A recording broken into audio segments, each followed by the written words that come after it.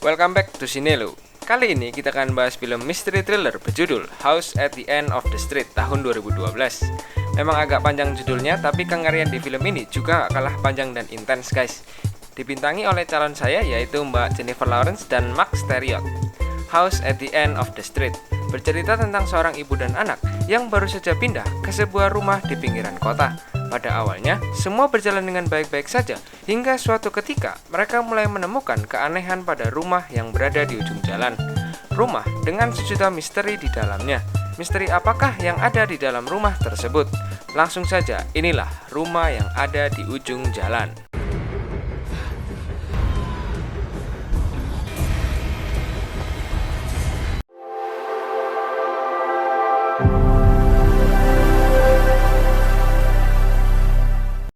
Di sebuah malam yang berguntur, terlihat seorang anak perempuan yang sedang mengendap-endap keluar dari kamarnya.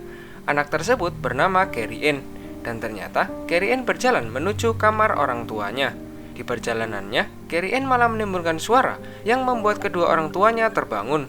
Mendengar suara tersebut, ibu Carrie Ann langsung bergegas memeriksanya. Dan saat ibu Carrie Ann memeriksa keluar, tiba-tiba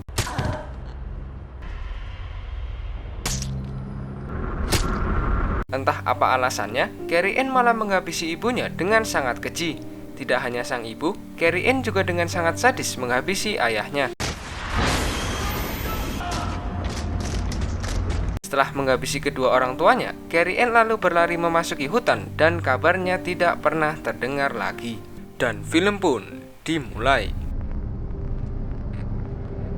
4 tahun kemudian, terlihat seorang gadis yang bernama Elisa dan ibunya yang bernama Sarah sedang membereskan barang-barang mereka. Di sini diketahui bahwa Sarah merupakan seorang dokter yang baru saja bercerai. Tak lama setelahnya, datanglah Dan yang merupakan agen properti rumah tersebut. Setelah berada di dalam, Elisa langsung terkagum dengan rumah tersebut. Namun saat melihat-lihat, Elisa dan Sarah malah teralihkan oleh sebuah rumah besar yang berada di dekat sana. Dan rumah tersebut merupakan rumah keluarga Jacobson, tempat di mana Carrie Ann membunuh kedua orang tuanya 4 tahun yang lalu. Dan berita tentang kasus tersebut sudah beredar luas. Jadi itu rumah yang ada di awal film ya guys. Malam harinya, saat makan malam, Sarah dan Elisa mengobrol santai tentang ayah Elisa. Setelah makan malam, Sarah pun tertidur. Namun saat tidur, Sarah malah terbangunkan oleh suara yang bersumber dari rumah besar yang tadi siang ia lihat. Dan saat diperiksa, ternyata suara tersebut berasal dari seseorang yang tinggal di dalam rumah keluarga Jacobson.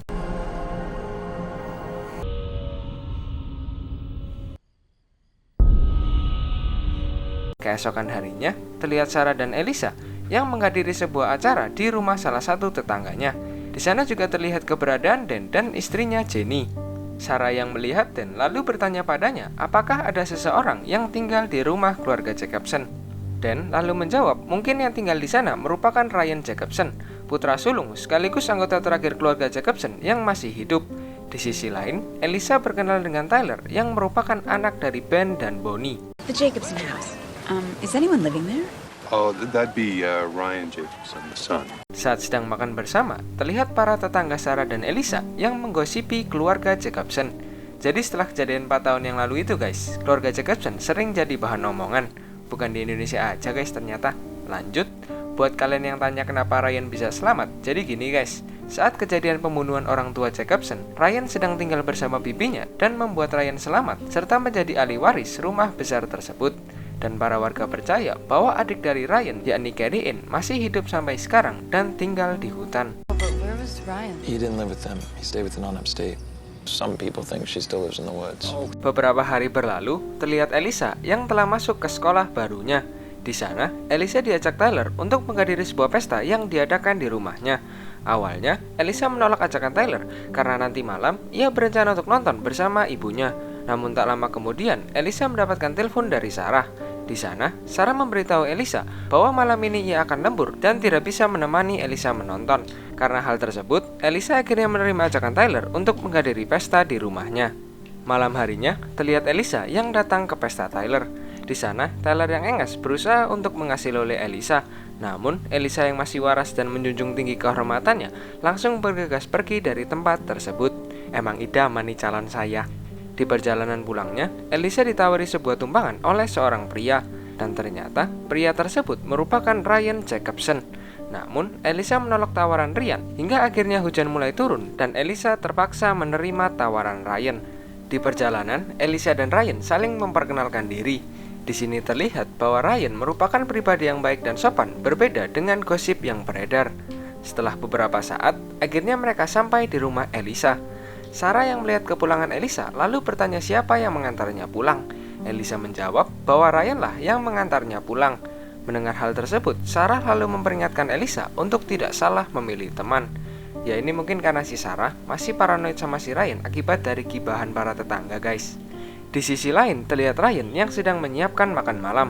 Namun anehnya, ia malah membawa makanan tersebut ke sebuah ruangan di basement rumahnya. Dan saat Ryan membuka pintu ruangan tersebut, tiba-tiba ternyata wanita yang menyerang Ryan barusan adalah adik perempuannya, yakni Carrie Ann. Di sini diketahui bahwa Carrie Ann tidak kabur ke hutan, melainkan tetap berada di rumah tersebut dan dirawat oleh Ryan. Di sana, Ryan bercerita pada Carrie Ann bahwa mereka mendapatkan tetangga baru dan Ryan meminta Carrie Ann untuk tidak mengganggu mereka. Keesokan harinya, saat di sekolah, Elisa mendapatkan 3 teman baru, yakni Jillian, Jake, dan Robbie. Di sana, Jake dan Robbie mengajak Elisa untuk mengikuti sebuah kegiatan musik. Elisa yang sejatinya menyukai musik mengiyakan ajakan Jake dan Robbie. Di sisi lain, Sarah yang sedang bekerja di rumah sakit bertemu dengan seorang petugas kepolisian yang bernama Bill Weaver. Bill merupakan petugas kepolisian yang menangani kasus pembunuhan keluarga Jacobson 4 tahun yang lalu. Di sana, Sarah bertanya pada Bill seperti apa sebenarnya sosok Ryan Jacobson. Bill menjawab bahwa Ryan merupakan sosok yang baik dan sopan. Namun, setelah kematian kedua orang tuanya, Ryan menjadi pribadi yang tertutup. Bill juga menambahkan bahwa Ryan telah menjalani kehidupan yang sangat sulit, mulai dari tinggal bersama bibinya saat berusia 7 tahun dan harus kehilangan kedua orang tuanya. Dan di sini diketahui bahwa Bill memiliki rasa kepedulian yang tinggi terhadap Ryan. Bahkan, ia menganggap Ryan seperti anaknya sendiri. Namun, perbincangan mereka harus terhenti karena Bill yang mendapat panggilan tugas. He was living with his aunt, a senile old woman. Kids had a tough life. And as far as I know, no one else has either. Sehabis pulang sekolah, Elisa lalu pergi menemui Ryan di rumahnya. Sesampainya di rumah Ryan, Elisa lalu diajak Ryan berkeliling melihat isi rumahnya. Sampai akhirnya, mereka terhenti di kamar Ryan. Di sana, Elisa melihat foto keluarga Jacobson yang mana di dalamnya terdapat foto Carrie Ann.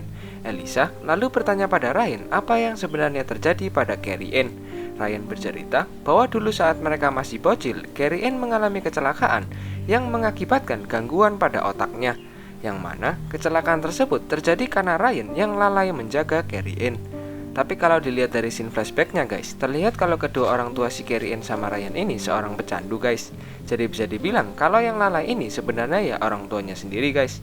Tapi karena si Ryan yang merasa bersalah, akhirnya menyalahkan dirinya sendiri. Dan semenjak kecelakaan tersebut, Carrie Ann jadi sering berteriak dan tidak terkendali. Sampai puncaknya, Carrie Ann dengan keji menghabisi kedua orang tua mereka. Setelah mendengarkan cerita Ryan, Elisa lalu pamit untuk pulang. She had brain damage. She used to scream all the time and she would attack us and break things. I was supposed to be watching her.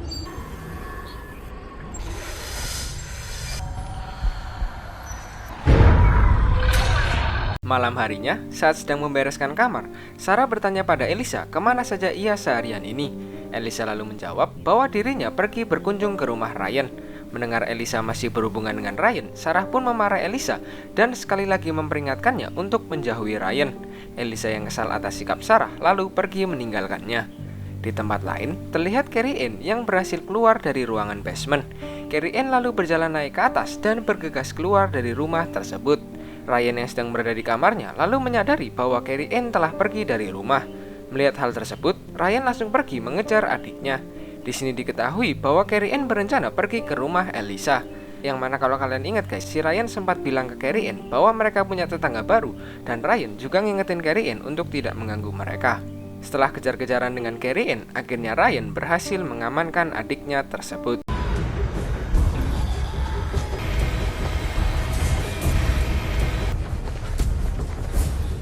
Keesokan harinya, Elisa yang ditemani Jillian, Jack, dan Robbie terlihat sedang berlatih musik untuk kegiatan sekolah. Sepulangnya Elisa ke rumah, terlihat Sarah yang sedang memasak dan ternyata Sarah telah mengundang Ryan untuk makan malam di rumah mereka. Di Di meja makan, Ryan bercerita bahwa dirinya sekarang sedang sibuk dengan kuliahnya. Ryan juga bilang bahwa dirinya bercita-cita menjadi seorang psikiater. Tak lupa, Ryan juga berterima kasih pada Sarah karena telah mengundangnya untuk makan malam. Namun di sana, Sarah malah memperingatkan Ryan untuk tidak berhubungan lagi dengan Elisa. Sarah beralasan bahwa Ryan dan Elisa memiliki perbedaan usia yang cukup jauh, yakni Elisa yang masih SMA, sedangkan Ryan sudah berkuliah. Sarah juga takut Ryan membawa pengaruh buruk untuk Elisa. Mendengar hal tersebut, Ryan yang merasa dirinya telah mengganggu kenyamanan keluarga Sarah, lalu memilih pergi dari rumah tersebut. Di sini dapat disimpulkan bahwa tujuan Sarah mengundang Ryan ke rumahnya, yakni untuk memperingatkan Ryan agar tidak lagi berhubungan dengan Elisa. Karena kesal akan sikap Sarah, Elisa pun memarahi Sarah dan langsung pergi ke kamarnya. Esok harinya di rumah sakit, Sarah terlihat sedang curhat pada Bill tentang apa yang terjadi kemarin malam. Di sisi lain, Elisa yang ditemani Jillian terlihat sedang menemui Ryan di kampusnya. Di sana, Elisa minta maaf pada Ryan tentang sikap ibunya kemarin malam. Elisa lalu meminta bantuan Ryan untuk mengantarkan dirinya dan Jillian pulang ke rumah. Awalnya, Ryan menolak hal tersebut karena Ryan mengingat peringatan Sarah untuk tidak berhubungan lagi dengan Elisa. Namun setelah dibujuk oleh Elisa, akhirnya Ryan mengiyakan permintaan Elisa. So can you give us a ride? We're not really supposed to do that, remember? My mom said she didn't want us alone, but we're not alone. Setelah mengantar Jillian pulang, Ryan lalu berencana untuk mengantar Elisa pulang. Namun, Elisa mengajak Ryan untuk jalan-jalan dulu di hutan dekat rumah mereka. Di sana, mereka mengobrol di dekat pohon besar. Ryan lalu bilang pada Elisa bahwa segala hal memiliki rahasia, dan walaupun mereka terletak di tempat yang tersembunyi, rahasia-rahasia tersebut hanya menunggu untuk ditemukan. Setelah dari hutan, mereka mampir dulu ke rumah Ryan dan mereka pun langsung...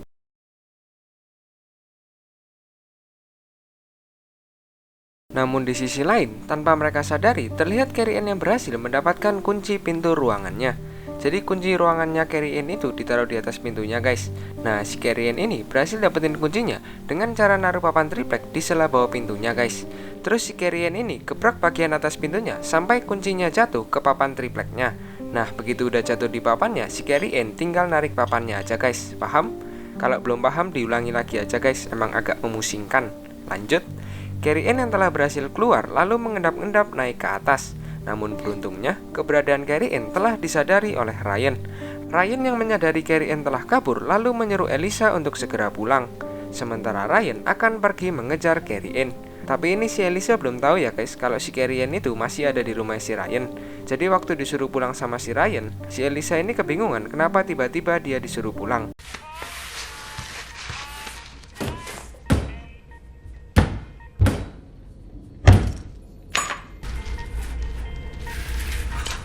Setelah beberapa saat berlari, Carrie Ann ternyata menuju ke sebuah mobil milik pasangan mesum. Saat sedang asik bermesraan, tiba-tiba... Beruntungnya, ternyata Ryan telah sampai di sana dan langsung menenangkan Carrie Ann. Namun sayangnya, Ryan terlalu lama menutup mulut Carrie Ann, sehingga mengakibatkan Carrie Ann harus meninggal dunia karena kehabisan nafas. Dengan penuh kesedihan, Ryan lalu membawa jasad Carrie Ann ke dalam bagasi mobilnya dan pergi dari sana. Setelah beberapa saat berkendara, Ryan akhirnya mengeluarkan tubuh Carrie Ann dan membawanya ke suatu tempat. Ryan yang masih bersedih karena kepergian Carrie Ann lalu mampir ke sebuah bar. Di dalam sana, Ryan sempat berbincang kepada pelayan bar tersebut yang bernama Peggy. Saat sedang berbincang, Peggy terlihat cukup peduli dengan kondisi Ryan. Di tempat lain, Elisa yang sedang kumpul-kumpul bersama Jillian CS lalu mendapatkan telepon dari Ryan. Di sana, Ryan meminta maaf pada Elisa karena telah mengusirnya kemarin malam. Di sana, Ryan juga mengajak Elisa untuk ketemuan karena ada sesuatu yang mau dibicarakan. Mendengar hal tersebut, Elisa lalu berinisiatif untuk mengajak Ryan ketemuan di suatu pesta nanti malam. Ryan pun setuju dengan ajakan Elisa. Setelah menelpon Elisa, terlihat Ryan yang mengganti beberapa gagang pintu di rumahnya. Namun, masih belum diketahui untuk apa tujuannya. Look, I'm really sorry about that. Look, I just need to see you, okay? There's some things I need to tell you. Malamnya, terlihat Ryan yang telah tiba di tempat yang sudah dijanjikan Elisa. Ryan pun langsung bergegas menemui Elisa. Namun di sana juga terlihat Tyler beserta komplotannya yang kita tahu sangat membenci Ryan. Ditambah, sekarang Tyler cemburu karena Ryan sangat dekat dengan Elisa. Dan terlihat Tyler yang sedang merencanakan sesuatu. Kembali ke Ryan, akhirnya Ryan bertemu dengan Elisa. Namun belum lama mereka bertemu, Ryan malah diberitahu Robbie bahwa Tyler and the gang sedang menghancurkan mobilnya. Ryan dan Elisa yang mendengar hal tersebut langsung bergegas lari menuju parkiran. Namun saat Ryan sampai di sana, ia malah langsung dikeroyok oleh Tyler and the gang. Sampai akhirnya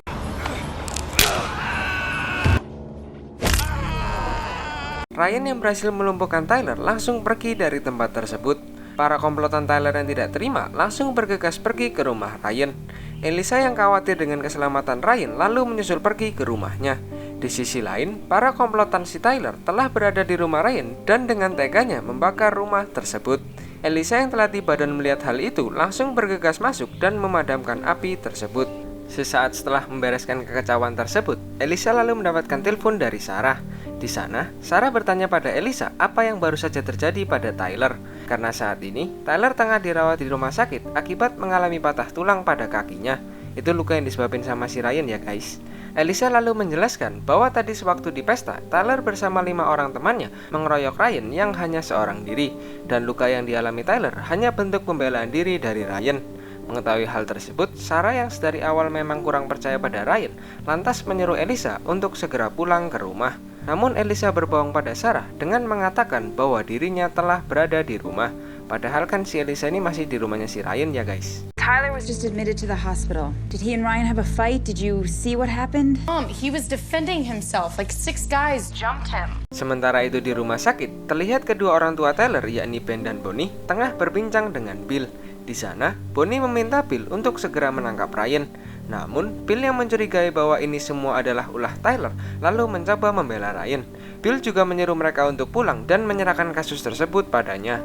Setelah Ben dan Bonnie pulang, Sarah yang curiga dan khawatir akan kondisi Elisa, lantas meminta bantuan Bill untuk langsung memeriksa rumah Ryan. Kembali ke rumah Ryan, Elisa yang tidak mendapati keberadaan Ryan di sana, lantas mencoba berkeliling di rumah tersebut. Hingga akhirnya Elisa terhenti di ruangan basement. Setelah beberapa saat berkeliling, Elisa menemukan sebuah pintu ruangan yang berada di bawah karpet. Saat dibuka, ternyata pintu tersebut merupakan pintu menuju ruangan milik Carrie Ann. Namun, saat Elisa masuk ke ruangan tersebut, tiba-tiba secara tiba-tiba, Ryan masuk ke ruangan tersebut dengan membawa Carrie Ann bersamanya. Padahal seharusnya Carrie Ann telah meninggal dunia. Elisa yang panik langsung disuruh Ryan untuk pergi dari ruangan tersebut. Tapi di sini terlihat mata Carrie Ann yang berbeda guys. Yang satu warna coklat, sedangkan yang satu lagi berwarna biru. Di dapur, Elisa malah menemukan sebuah lensa mata yang tertempel pada tangannya. Karena curiga akan sesuatu, Elisa lalu membuka barang bawaan Ryan. Di sana, Elisa menemukan sebuah bungkus lensa mata berwarna biru dan sebuah kartu tanda pengenal yang merupakan milik Peggy Jones. Berarti guys, wanita yang dibawa oleh Ryan tadi bukanlah Carrie Ann, melainkan Peggy Jones. Hal itu juga diperkuat dengan jaket bertuliskan Penn State yang sama seperti yang digunakan oleh Peggy saat bertemu Ryan di bar tempo hari.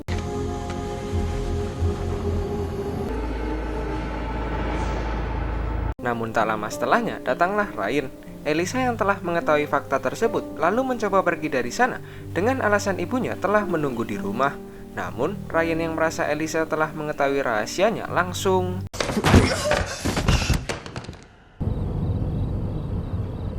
saat tersadar, Elisa mendapati dirinya telah terikat pada sebuah kursi.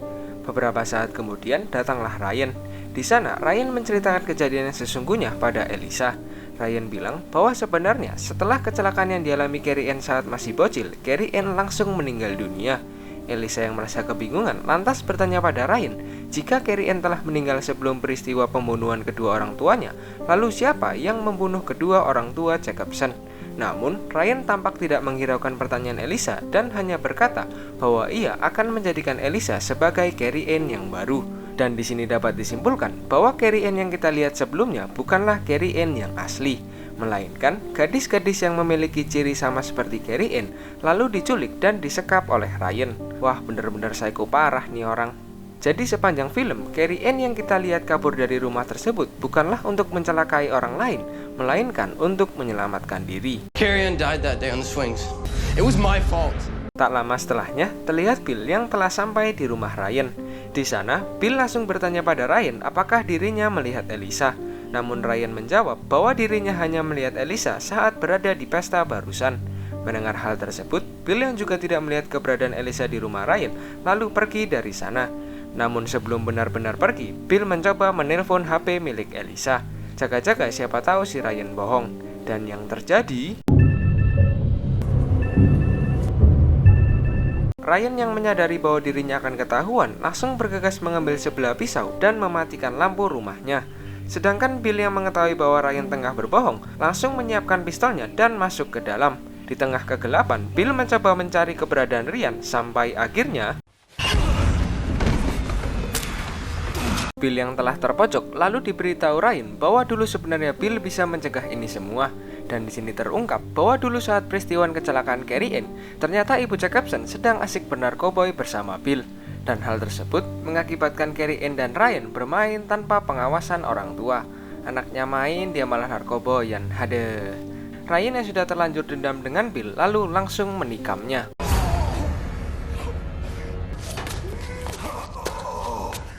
Setelah menghabisi Bill, Ryan lalu bergegas menuju tempat Elisa. Namun, saat Ryan masuk ke ruangan tersebut, ternyata Elisa telah berhasil melepaskan ikatannya dan langsung meng-KO Ryan. Elisa yang berhasil kabur dari sana lalu mencari jalan keluar. Karena pintu menuju rumah utama telah dikunci, Elisa lalu pergi menuju garasi dan menemukan sebuah mobil. Namun, saat mencoba menyalakan mobil tersebut, tiba-tiba sementara itu, di luar terlihat Sarah yang telah tiba di rumah Ryan. Sarah yang panik langsung bertanya pada Ryan apakah Elisa ada bersamanya. Dengan tenang, Ryan lalu menjawab bahwa Elisa tidak bersamanya saat ini.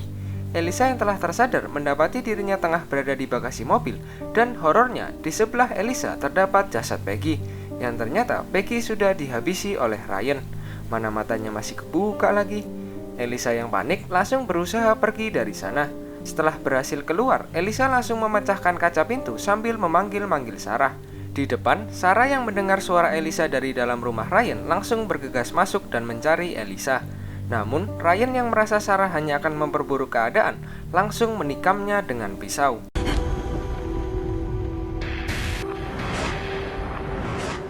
Di sisi lain, Elisa yang telah berhasil keluar dari garasi langsung bergegas sembunyi. Sedangkan Sarah yang telah tidak sadarkan diri akhirnya dibawa Ryan menuju suatu tempat. Namun saat akan membawa Sarah, Ryan malah menyadari bahwa Elisa telah berhasil kabur dari garasi. Mengetahui hal tersebut, Ryan langsung berbalik untuk mencari Elisa. Namun sayangnya, Elisa yang sedang sembunyi malah menimbulkan suara yang membuatnya ketahuan. Ryan yang telah mengetahui keberadaan Elisa langsung berlari mengejarnya. Dalam kepanikan, Elisa tidak sengaja menemukan pistol milik Bill yang tadi sempat terjatuh. Setelah berhasil meraih pistol tersebut, Elisa langsung menembakkan pistolnya yang membuat Ryan terpaksa bersembunyi.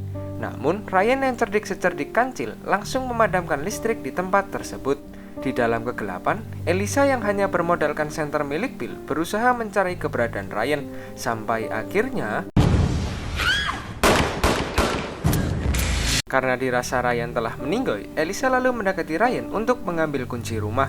Namun saat Elisa telah berhasil mendapatkan kunci tersebut, tiba-tiba beruntungnya, ternyata Sarah yang masih hidup langsung menghantam Ryan dengan sebuah martil. Setelah mengfataliti Ryan, Elisa dan Sarah langsung bergegas pergi dari sana. Beberapa saat berlalu, kini terlihat Sarah dan Elisa yang bersiap pergi dari rumahnya, dan mereka juga memutuskan pindah dari sana. Sebelum pergi, Elisa menyempatkan diri untuk melihat sebuah pohon yang tempo hari sempat ditunjukkan oleh Ryan. Karena dirasa semuanya telah usai, Elisa dan Sarah akhirnya pergi meninggalkan tempat tersebut. Di akhir film, kita diperlihatkan dengan Ryan yang telah berada di rumah sakit jiwa. Dan di sini kita kembali diperlihatkan kilas balik dari masa lalu Ryan, yang mana di sini diperlihatkan bahwa setelah Carrie Ann meninggal, ternyata kedua orang tua Ryan menghukumnya dengan menjadikan dirinya sebagai Carrie Ann. Berarti guys, di sini dapat disimpulkan bahwa yang menghabisi kedua orang tua Jacobson di awal film, yakni tidak lain dan tidak bukan adalah Ryan itu sendiri. Jadi, Carrie Ann yang kita lihat di awal film merupakan Ryan yang telah tumbuh dan dibesarkan layaknya Carrie Ann. Make a wish, Carrie Ann. My name's not Carrie Ann. It's Ryan. Your name is Carrie Ann. Selesai. Buat yang masih bingung guys, jadi setelah kematian si Carrie Ann, kedua orang tua Ryan itu nyalain Ryan atas meninggalnya Carrie Ann. Ya walaupun sebenarnya itu kesalahan namanya si Ryan sih guys. Dan akhirnya si Ryan itu dijadiin pengganti Carrie Ann dengan cara diperlakukan dan dibesarkan layaknya Carrie Ann. Ya kayak dipakein baju cewek, terus rambutnya dipanjangin, ya pokoknya kayak anak cewek gitulah. Hingga akhirnya Ryan yang muak atas perilaku kedua orang tuanya secara beringas menghabisi mereka berdua, seperti yang sudah kita lihat di awal film. Nah itu si Ryan itu, tapi dengan penampilan layaknya Carrie Ann gitu guys. Paham kan? Paham kan? Paham lah. Oke, segitu dulu untuk pembahasan film House at the End of the Street tahun 2012. Dan terima kasih juga untuk kalian yang sudah nonton video kali ini. Sampai jumpa di review selanjutnya. Ciao. Dan jangan lupa subscribe ya guys. Subscribe.